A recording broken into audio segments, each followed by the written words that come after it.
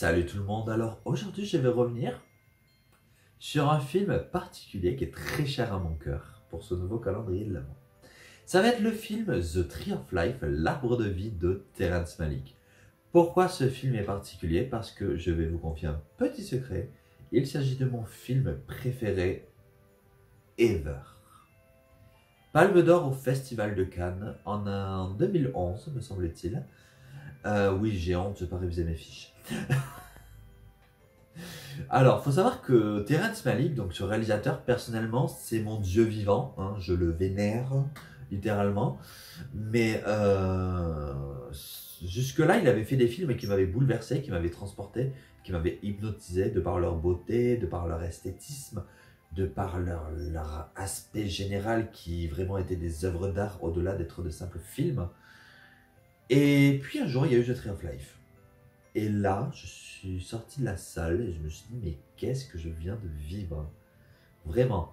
Et c'est très drôle parce qu'on est probablement sur un de ces films qui a le plus divisé, si ce n'est le film qui a le plus divisé. On est sur une palme d'or assez contestée et qui, on va pas être honnête, peut-être assez contestable de par la nature du film, qui va avoir quand même beaucoup de scènes oniriques qui tournent limite au documentaire par moment. Et au milieu de ça, on va voir cette histoire donc avec Brad Pitt et Jessica Chastain, qui, en tant qui jouent le rôle des parents, entre guillemets, des parents de Sean Penn, du coup, qui se remémore son enfance. Et ça va alterner entre souvenirs, entre présent avec Sean Penn, du coup, qui se remémore tout ça.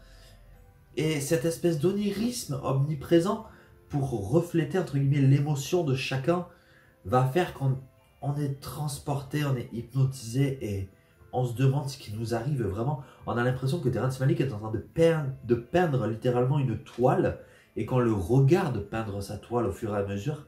Et à la fin, on finit comme ça en te disant « Waouh, mais c'est tellement magnifique ce que tu viens de faire ». C'est vraiment ce que j'ai ressenti. Et donc je vais revenir du coup sur une scène en particulier. Ça va être en fait, on va se mettre à hauteur de building. Et là, on va voir un nuage d'oiseaux arriver, littéralement un nuage. Et le nuage arrive de façon très wavy, tu vois, un peu en forme de vague, comme ça. Et tu vois, avec cette espèce de petite musique instrumentale qui est très dérangeante, on dirait presque une instrumentale, entre guillemets, d'une chanson de Björk. Et t'as ce nuage d'oiseaux qui arrive, qui passe devant les buildings avec juste derrière le soleil couchant. Et la vidéo est dispo sur YouTube. Je vous invite à taper The Tree of Life, The Bird Sequence. Et vous allez trouver, quel accent prodigieux, vous allez trouver cette séquence qui dure même pas une minute. Et qui en fait fait le lien entre deux scènes. Et va permettre de faire une transition entre guillemets vers une scène onirique. Qui par la suite va être absolument incroyable. Et cette scène de transition, entre guillemets, on a l'impression, voilà, c'est les oiseaux qui vont fuir parce que l'hiver arrive ou parce que la mélancolie arrive. Et c'est vraiment comme ça que c'est ressenti dans le film, que c'est emmené à être interprété.